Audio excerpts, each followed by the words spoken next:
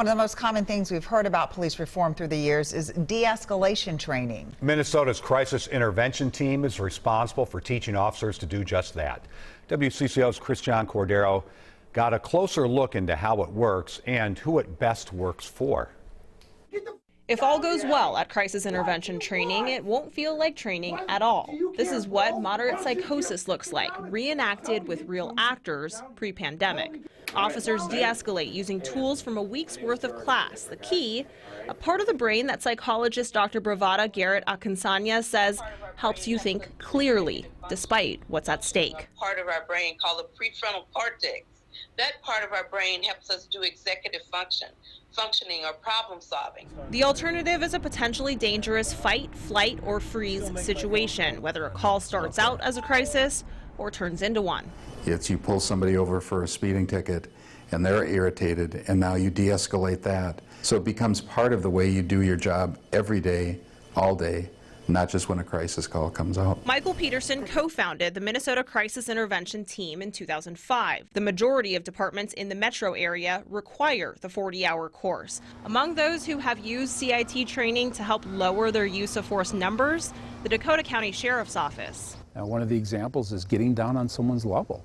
If the individual is sitting on a curb, you sit down on a curb near them and have a conversation. Dakota County officers have used force 20 times in the past 2.5 years, among the lowest in metro area sheriff's departments, much lower than Minneapolis and St. Paul police. A tough comparison in part because the numbers don't tell the full story. Peterson says the volume and types of calls put officers themselves in crisis, particularly in a big city like Minneapolis. That's what they respond to throughout their shift is trauma call, trauma call, trauma call, chaos, resolve, and then move on to the next one and do it again. And we don't allow police officers to diffuse or de-escalate themselves from one call to the next call.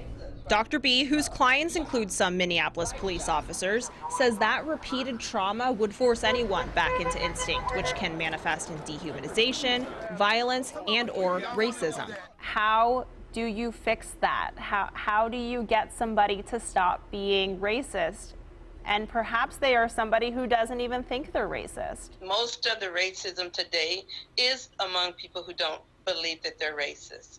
They don't understand how racism works. So like we do an exercise where the room is sitting there and they have a sheet of paper and we ask them to write down the first animal that comes to mind that if they were to turn the corner they'd be terrified to see. Janae Falconer teaches CIT classes. She says during this exercise the vast majority of people share an animal they've never met, like a great white shark or a tiger. That's a part of that experience, and that gets at some of that historical, systemic, and institutional biases that get implanted. They bring their past with them to their work.